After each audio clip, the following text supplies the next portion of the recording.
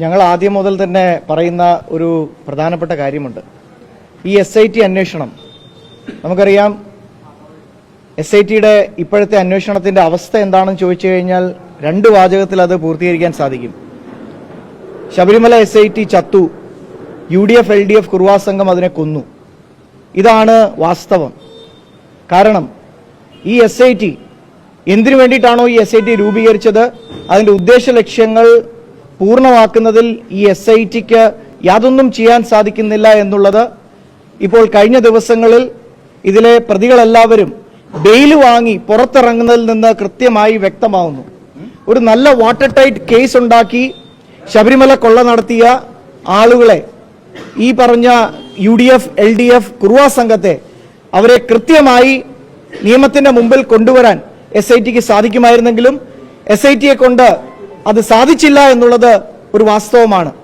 അതുകൊണ്ട് തന്നെയാണ് ഭാരതീയ ജനതാ പാർട്ടി സംസ്ഥാന അധ്യക്ഷൻ ശ്രീ രാജീവ് ചന്ദ്രശേഖർജിയുടെ നേതൃത്വത്തിൽ ആദ്യം മുതൽ തന്നെ ആവശ്യപ്പെടുന്നത് SITയെ കൊണ്ട് ഈ അന്വേഷണം സമഗ്രമായ രീതിയിൽ നടത്താൻ സാധ്യമല്ല.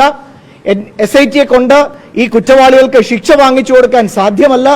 അതുകൊണ്ട് തന്നെയും തീർച്ചയായിട്ടും ഇതിൽ ഒരു കേന്ദ്ര അന്വേഷണം വരണം എന്ന് ഞങ്ങൾ വീണ്ടും വീണ്ടും ആവർത്തിക്കുന്നത്. ഇപ്പോൾ ഏറ്റവും ഒടുവിൽ ശ്രീ അടൂർ പ്രകാശിനെ ചോദ്യം ചെയ്യുന്നു. അടൂർ പ്രകാശിനെ എന്തുകൊണ്ട് ചോദ്യം ചെയ്യുന്നു എന്നുള്ളത് ആദ്യമേ ആലോചിക്കണം. അടൂർ പ്രകാശിനെ ചോദ്യം ചെയ്യുന്നത് എന്തുകൊണ്ടാണെന്ന് ചോദിച്ചു കഴിഞ്ഞാൽ, ഈ സ്വർണ്ണക്കൊള്ളയിൽ കോൺഗ്രസിന്റെ നേതാക്കന്മാർ, അടൂർ പ്രകാശം അടക്കമുള്ളവർ, ആന്റോ ആന്റണി അടക്കമുള്ളവർ ഡൽഹിയിൽ കൊണ്ടുപോയി ഈ പോറ്റി അടക്കമുള്ളവരെ സോണിയാഗാന്ധിയും മറ്റുള്ളവരുമായി കൂടിക്കാഴ്ച നടത്തിയപ്പോൾ അതിൽ നിന്ന് തന്നെ വളരെ വ്യക്തമാണ് അവർക്കതിൽ പങ്കുണ്ട് എന്നുള്ളത്. പക്ഷെ ഇപ്പോൾ ഈ SITയുടെ ചോദ്യം ചെയ്യലിൽ മാത്രം ഒതുങ്ങിപ്പോകുന്ന ഒന്നായി മാറുമോ എന്നുള്ള ആശങ്ക ഞങ്ങളുടെ മനസ്സിലുണ്ട്. ഈ പറയുന്ന കോൺഗ്രസിന്റെ നേതാക്കന്മാരെ നിയമത്തിന്റെ മുമ്പിൽ എത്തിക്കാൻ ഈ SITക്ക് സാധിക്കുമോ എന്നുള്ളത് ഒരു വലിയൊരു ചോദ്യചിഹ്നമാണ് ഇന്ന് കേരളത്തിലെ ജനങ്ങൾ. അതുകൊണ്ട് തീർത്തും ഈ അന്വേഷണത്തിൽ ആർക്കും യാതൊരു തരത്തിലുള്ള വിശ്വാസവുമില്ല.